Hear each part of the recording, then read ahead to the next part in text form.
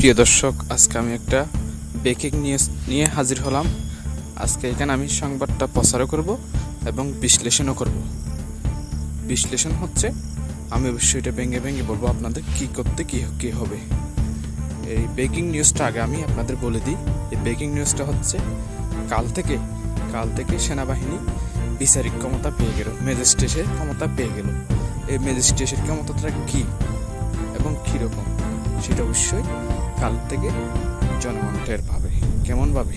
যে জনগণটা ন্যায়ের পথে থাকবে সেই জনগণটা ওই সেনাবাহিনীর বিচার থেকে কি পার পাবে। তো সারা দেশে চলছিল টেন্ডারবাজি, চাঁদাবাজি, দখলদারিত্ব, ওইটা আমার সেটা মনে হয় ইনশাল্লাহ কাল থেকে বন্ধ। ম্যাজিস্ট্রেটের ক্ষমতা সেটা হচ্ছে মার্শালের চেয়ে বেশি। মার্শাল্লাহ সেটা হচ্ছে নিজস্ব ক্ষমতা, ম্যাজিস্ট্রেটের ক্ষমতা সেটা গভর্নরে দিছে ক্ষমতা। কাদেরকে? সেনাবাহিনী, ছোট বড় সব অফিসারদেরকে। সেই ক্ষমতাটা কীভাবে দিয়েছে?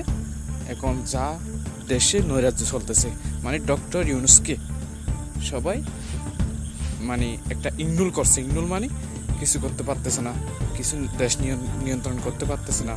চুরি ডাকাতি হচ্ছে এবং দখলদারিত্ব হচ্ছে।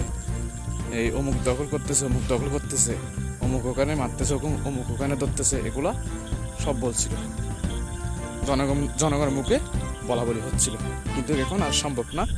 কাল থেকে ব্রেকিং নিউজটা হচ্ছে মার্শাল্লাই সে এটা ম্যাজিস্ট্রেটের ক্ষমতা পেয়ে গেল সেনাবাহিনীরা, এবং প্রশাসনের অধীনে থাকবে দেশ। তারপরে সেনাবাহিনী সেটা বিচার। আমি বলতে চাই, কোনো জনগণ কেউ আইন নিজের হাতে কাল থেকে তুলে নেওয়ার চেষ্টা করবেন না।